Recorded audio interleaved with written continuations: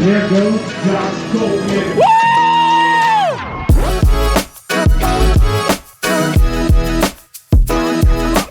Welcome back to another race video / breakdown / hybrid, whatever this is.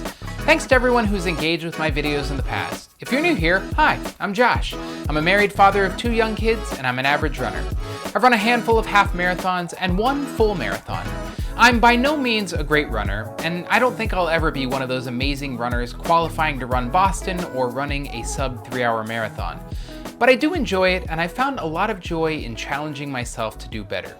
If that sounds like someone you might relate to, give this video a like and subscribe to the channel. I'm on a mission to get to 100 subscribers, and you can help me get there. Okay, so this video is all about the inaugural Alexandria Half Marathon, which was held for the first time this year at the end of April in Alexandria, Virginia. The race was previously a 10-mile race that was changed in 2025 to be a half marathon.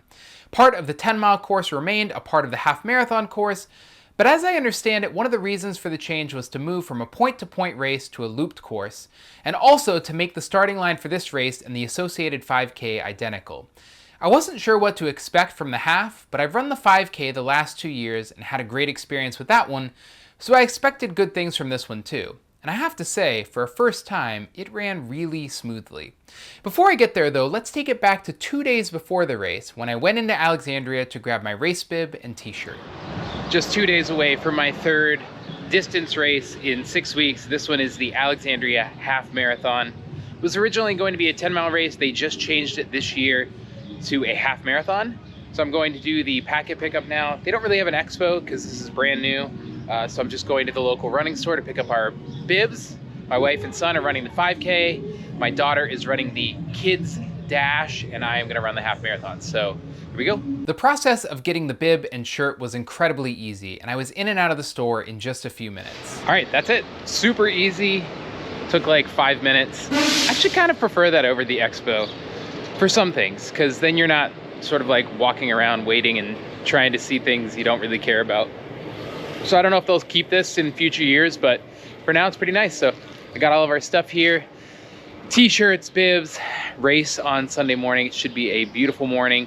Not sure what I'm gonna try for yet in terms of time. Might just go out and try to enjoy it, but who knows? We will see on Sunday morning. See you then. With the goods in hand, I was all set for the race on Sunday. Or was I? Turns out I was dealing with some inflammation in my right knee. Not ideal. So instead of resting the day before the race, I went out for a very short run to determine whether or not I should wear a knee brace during the half. Started the run today with a knee brace on. I didn't feel any better or worse with that on. I've taken it off since, so I think I'm just gonna go without the knee brace tomorrow.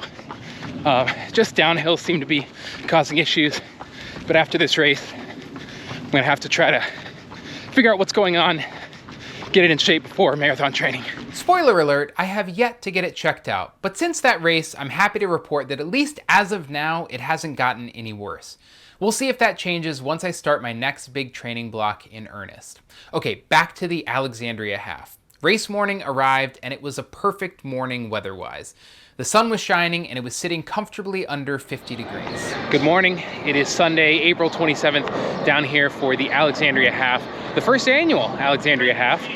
Got down here about 20 minutes ago, dropped off my wife and son. They're doing the 5K, and I am doing the half marathon. I was thinking last night before I was going to bed, and then I couldn't fall asleep, that because this is my 3rd distance race in 6 weeks, I haven't really been thinking about actually running this distance. So we'll see how this goes, but I'm excited. It is a beautiful morning, mid-40s, perfect weather. So I'm just gonna go out and enjoy it. The start line for the race was right next to City Hall, and once I was down there, I found my way to the beet corral where I was set to go off.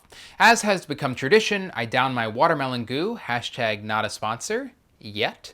Found the 155 pacers, started my Koros watch, hashtag not a sponsor, yet, and waited for our turn to go. After just a few minutes, we were off, running past a rather plain start line. Keep moving. You are strong. You are brave. Half marathon, baby, let's go. The first few miles of the race are run through Old Town Alexandria and with the 5K racers, so it's a bit crowded through 2 miles. Once the half marathoners split from the 5K group, The half marathon took runners out onto the George Washington Parkway where things really opened up. I came through mile 1 in 8:55, mile 2 in 8:41, mile 3 in 8:44, mile 4 in 8:36, mile 5 in 8:52, and mile 6 in 8:30. I wasn't really too focused on the time through 6 miles since I was sticking pretty closely to the 1:55 pacers. Letting them do the work of pacing was incredibly helpful for someone like me.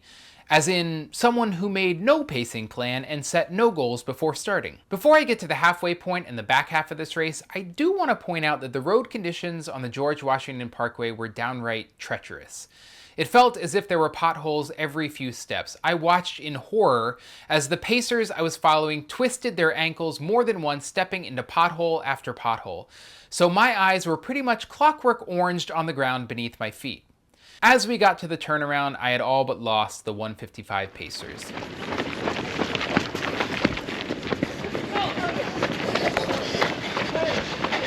Hit the turnaround, and we gotta head back uphill. At this point, I hadn't slowed my pace too much, but simply couldn't keep up with them. I thought there was no shot at finishing under 1:55, but, well, just stay tuned. I cruised along, pacing myself through mile 7 and mile 8. Yeesh, not a good sign. 8 miles. I came through mile 9 in 8:37 and mile 10 in 8:31. It was about this time that I got a boost from some very enthusiastic fellow runners. Let's go! Once I got to mile 11, the race turned back into Old Town Alexandria and left the lonely parkway behind. When I got to mile 12, I checked my watch and saw that if I turned in a decent-ish last 1.1 miles, I might be able to sneak under 1:55. That's 12 miles, 1.1 to go. I gave it all I had, saw my family just before mile 13, and turned up the heat toward the finish. I came through the final few tenths of a mile rather enthusiastically. Here goes Josh Goldman. And finished with a time of 1:54.40, just 13 seconds slower than my personal best in the distance.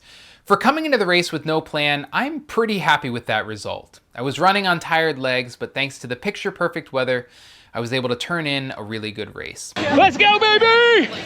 Woo! My overall assessment of this inaugural race is a positive one. The organization was top-notch, the volunteers were awesome, thank you volunteers, and the finish festival was wonderful. I'll definitely be back to run it in the future, just probably not next year since my plan as of now is to run the 5K with my son. So that's it for this video, but it's not even close to being it for this channel. In fact, I'm about to launch a brand new series leading up to my peak fall 2025 race. More on that coming very soon. As always, I'm grateful to run, and I'm grateful for today. Thanks for watching. See you soon.